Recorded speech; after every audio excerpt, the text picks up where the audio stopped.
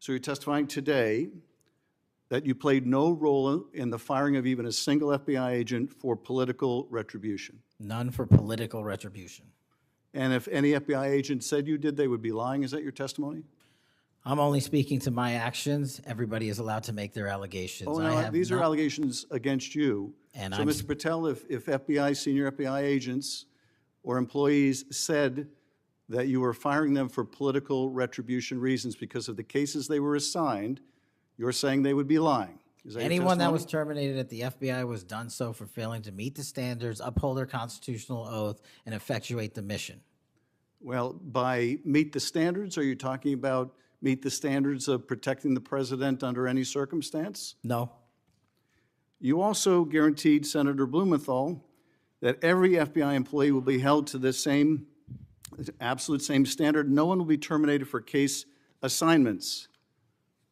Are you testifying today that you never terminated anyone at the FBI, in whole or in part, because of a prior case assignment? No one at the FBI is terminated for case assignments alone. Well, I'm asking about you, Mr. Patel. Did you, in whole or in part, terminate anyone at the FBI because they worked on the Trump investigation or because they worked on January 6th? No one at the FBI has been terminated for case assignments alone. Okay, you're saying alone. Does that mean they were terminated in part because they were assigned to a January 6th case or assigned to the Mar-a-Lago case? You're being very precise here, Mr. Patel. You're saying alone. That means they were fired in part because they were assigned those cases. Is that your testimony? Absolutely not. But if you want to keep putting words in my mouth, then go let ahead. me ask you, let's strip away the word alone. Did you terminate or participate in any discipline of any FBI employee in whole or in part because of their work on an investigation of Donald Trump or January 6th? Yes or no? Any terminations at the FBI by employees? No, I'm asking you a very specific question. And I'm going to answer the question, but you don't like the answer because it's the truth and it guts want your an answer to my narrative. question. I don't want an answer to someone else's question. So let me just be precise, and I ask for a yes or no answer.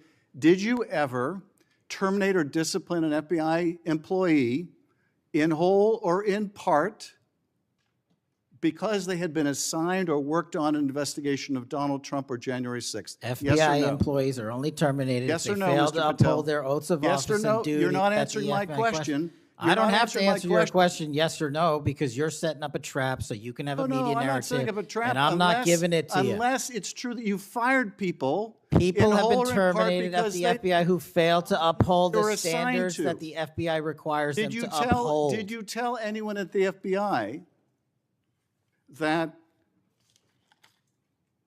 all FBI employees who they identified who had worked on cases against President Trump would be removed from their jobs? Did you tell that to someone at the FBI? Say that I would remove people for case assignments? That you would, that people that were identified as having worked on cases against President Trump would be removed from their jobs? Did you tell that to someone at the FBI? People are not removed But for just case answer my assignments. question. Just answer my question. Did you tell that to someone? People are not removed for case No, assignments. you're not answering my question. And I would Mr. never Patel, tell anyone. Did you tell someone at the FBI that FBI employees identified as having worked on cases against President Trump would be removed from their jobs? Yes or no, did you tell someone that? I would never tell anyone at the FBI that they're being removed for basically their case assignments. Okay, so anyone who had said that would be lying. The man in that chair swore under oath, twice, that no one at the FBI would ever be fired for political reasons. He said it clearly at his confirmation hearing. He said it to multiple senators who asked him directly. He made it a cornerstone of his entire case for being trusted with the most powerful domestic law enforcement agency in America. Then, 8 months into the job, a 68-page federal lawsuit landed with his name all over it. Former acting FBI Director Brian Driscoll, decorated, respected, career law enforcement. He says Patel told him directly that his own job depended on removing agents who had worked on criminal investigations of Donald Trump. He says Patel told him there was nothing either of them could do to stop the firings because, and this is the quote in the complaint, the FBI tried to put the president in jail and he hasn't forgotten it. That lawsuit was filed 6 days before this hearing, which means when Senator Adam Schiff sat down across from Kash Patel and started asking yes or no questions about political firings, he wasn't just asking questions. He was reading the complaint back to the director's face. Patel walked into this room thinking he could survive on talking points. What he got was a... Right? That index has been released. So you have Jeffrey Epstein's black book? What is known as Jeffrey Epstein's black book has been released by us. And you released it. And let me follow up on Senator Kennedy's question, because he asked you, and I'll be very precise here.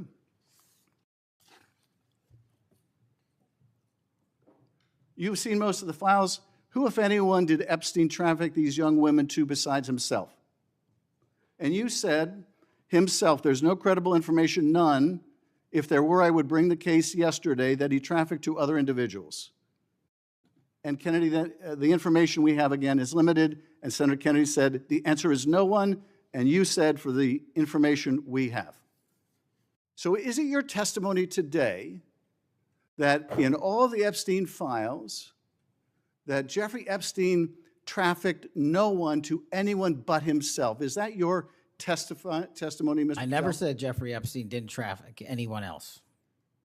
Did he traffic any young woman to someone other than himself? That was Mr. Kennedy's question, Senator Kennedy's question. The information that 3 administrations have had access to have made determinations that there are no investigative leads that were credible to prosecute and investigate any others. I'm specifically stating whether it's your testimony today. Well, you just read it, and I said it 10 minutes ago, so let the record reflect my testimony. I just want to make sure there's no misunderstanding, because there are victims like Virginia Guifer who have testified otherwise, who have said otherwise, and you're telling the American people today that the Epstein list is a single name and it's Jeffrey Epstein. That's what we're to believe? That's not what I'm saying. That's what you're saying, and you can say whatever you want. Let me ask you this. When Todd Blanche went to interview Ghislaine Maxwell, she said, but did I think these guys were coming for that? I really don't. If you met Epstein, there's no way that this cast of characters, of which it's extraordinary, and some are in your cabinet, who you value as your co-workers, and you know would be with him if he was a creep or because they wanted sexual favors. A man wants sexual favors, he will find that. They didn't have to come to Epstein for that. And the next question Todd Blanche, the president's former criminal defense lawyer, asked is not who in the cabinet, who are you referring to? His question is, so when's the last time you think you were with Mr. Epstein when he got a massage? So let me ask you, who are those cabinet members that Ghislaine Maxwell was referring to that, that were part of this cast of characters associated with Mr. Epstein? Who are they? The Deputy Attorney General took the aggressive step that no one else did and interviewed Ms. Maxwell for 2 days, and we released the entirety of that transcript. Who are the cabinet members? I do not have that transcript in front of me. You're picking it piecemeal. The American public can read the entirety of that. One last question, because you clearly won't tell us the cabinet members associated with Mr. Epstein. Let me ask you one last question. And that is, right after she gives this testimony, in front of an FBI agent, among others, she's transferred to a minimum security prison not suitable for a sex offender like herself. Who made that decision and why? The Bureau of Prisons. The Bureau of Decisions made it in prisons. The Bureau of Prisons decided on their own, without any consultation with Blanche or anyone else, that they were going to suddenly, after this interview, completely unrelated to this interview, completely unrelated to anything she said, move her to a prison not suitable for a sex offender. You want the American people to believe that? Do you think they're stupid? No. I think the American people believe the truth, that I'm not in the weeds on the everyday movements of inmates. Not in the weeds? What I am doing is protecting this country, providing historic reform, and combating the weaponization of intelligence by the likes of you. And we have countlessly proven you to be a liar in Russiagate, in January 6th. You are the biggest fraud to ever sit in the United States Senate. You are a disgrace to this institution and an utter coward. I'm not surprised. I'm not surprised that you continue to lie from your perch and put on a show so you can go raise money for your charade. You are a political buffoon at best. Senator who had done the homework. And the moment the simple yes or no cornered him, the moment the word alone became a trap he'd set for himself, the talking points stopped working. Watch what just happened. Schiff asked a binary question 5 different ways. Each time, Patel retreated to a formulation designed to avoid the direct answer. No one is terminated for case assignments alone. Strip the word alone, Schiff said. And suddenly, Patel was answering a different question entirely. That's not a dodge out of caution. That's a dodge out of necessity. Here's what we know from the public record. According to the federal lawsuit filed by Brian Driscoll, who ran hostage rescue teams, won awards for bravery, and briefly served as acting FBI director, Patel explicitly stated that his job depended on removing agents who worked on Trump investigations. Not performance, not conduct, investigations. The FBI Agents Association, which represents over 14,000 active agents and more than 90% of the Bureau's working force, called what followed an erratic and arbitrary retribution campaign and said Patel had disregarded the law. Then Schiff moved to Epstein, and here, Patel's transparency claim collapsed just as quickly. The man who told Glenn Beck the Epstein Black Book was under the FBI director's direct control, now the FBI director, couldn't explain why Ghislaine Maxwell was transferred to a minimum security prison immediately after cooperating with investigators. Completely unrelated, he said. Entirely the Bureau of Prisons' call. Think about what that asks us to believe. A convicted sex offender who just gave 2 days of testimony to federal investigators is transferred to a facility unsuitable for a sex offender, on her own, without any consultation, with zero connection to what she just said.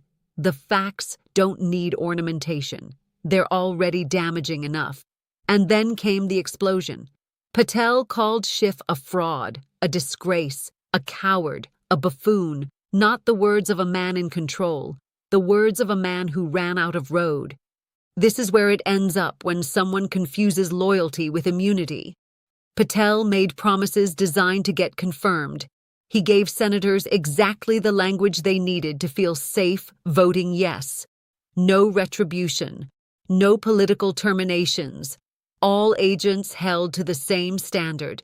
He said it to Coons. He said it to Blumenthal. He said it under oath. Then he went to work. And the record of what followed, the lawsuits, the whistleblowers, the fired agents, the Agents Association's public denunciation, tells a story his testimony in that hearing room couldn't erase. What you watched today wasn't just a bad hearing. It was the public exposure of a gap between what a man promised under oath and what the documented record shows he did. That gap is now in federal court. It is in sworn depositions. It is in the complaints of career officers who dedicated decades to this country and lost their jobs because of who they investigated. Titles don't make you untouchable. The director of the FBI still has to answer questions. And when those questions are grounded in your own lawsuit, your own statements, your own prior interviews, the deflection runs out of room fast. Senator Booker told Patel directly, Trump is not loyal to people like you. He will cut you loose. That may be the last oversight hearing you ever have. Patel called it a rant.